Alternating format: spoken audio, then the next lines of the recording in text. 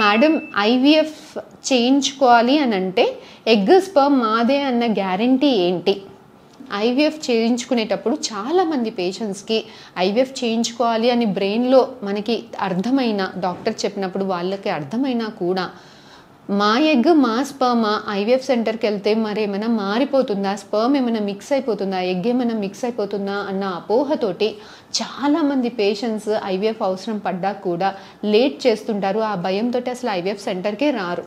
So ఇలాంటి వాళ్ళకి మనం first time in AP Telangana RI witness system అనేది ఒకటి ఇంట్రడ్యూస్ చేశామండి. ఇది ఏంటంటే దీంట్లో మీకు ఇలాంటి కార్డ్ ప్రతి పేషెంట్ ఎన్రోల్ అయిన రిజిస్టర్ అయిన ప్రతి పేషెంట్కి ఇలాంటి కార్డ్ ఒకటి ఇస్తాం. ఇక్కడ ఈ కార్డ్లో కింద బార్కోడ్ ఉంది చూడండి. ఇలాంటి బార్కోడ్ సేమ్ ఒక్కొక్క పేషెంట్కి ఒక్కొక్క బార్కోడ్. సో ఇలా సేమ్ మీ బార్కోడ్ అనేది మీ ఎగ్ అండ్ స్పర్మ్ హ్యాండ్లింగ్ యూనిట్స్లో కూడా ఇన్స్టాల్ అయి ఉంటుంది. సో ఐవీఎఫ్ చేసేటప్పుడు కానీ ఎంబ్రియో ట్రాన్స్ఫర్ చేసేటప్పుడు కానీ ఈ కార్డ్ అనేది ఆర్ఐ విట్నెస్ మిషన్లో పెడతాం. సో అట్ సైడ్ నుంచి వచ్చేది మీ ఎగ్ మీ స్పర్మ్ అయితేనే ఈ మిషన్ అనేది యాక్సెప్ట్ చేస్తుంది. మనకి ఐవీఎఫ్ చేయడానికి కానీ ఎంబ్రియో ట్రాన్స్ఫర్ చేయడానికి కానీ అలో ఉంటుంది.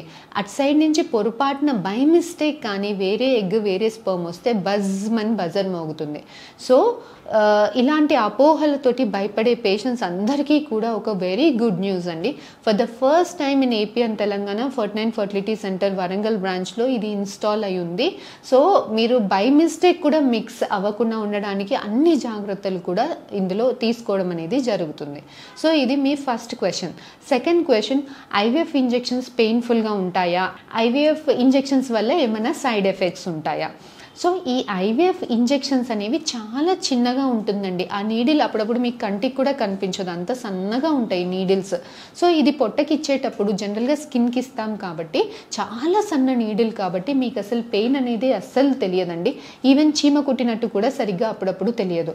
సో పెద్దగా కంగారు పడాల్సిన అవసరం ఏమీ లేదండి. It's only for 10 days injections అంతే. సో పెద్ద పెయిన్ఫుల్, ఆ పెయిన్ వల్ల మేము ఐవీఎఫ్ఏ చేయించుకోలేము అన్న కంగారు అయితే అస్సలు లేదండి. పెయిన్ స్కోర్లో out of 0 to 10 it might be 1 or 2. So IVF చేసేటప్పుడు ప్రొసీజర్ చేసేటప్పుడు ఏదైనా పెయిన్ఫుల్ ఉంటుందా, బేబీ పెట్టేటప్పుడు ఏమైనా పెయిన్ఫుల్ ఉంటుందా అని కూడా అడుగుతారు. ప్రొసీజర్ చేసేటప్పుడు జస్ట్ మనకి బ్లడ్ డ్రా చేస్తే ఎలా అయితే నీడిల్తో డ్రా చేస్తామో ఐవీఎఫ్ చేసేటప్పుడు కూడా అంతే అండి. స్కాన్ మిషన్లో ఆ స్కాన్ గైడ్కి ఒక నీడిల్ ఉంటుంది.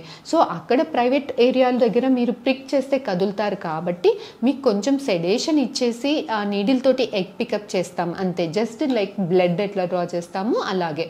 సో ఈ ఐవీఎఫ్ టోటల్ ప్రొసీజర్ అనేది కంప్లీట్గా పెయిన్లెస్ అండి.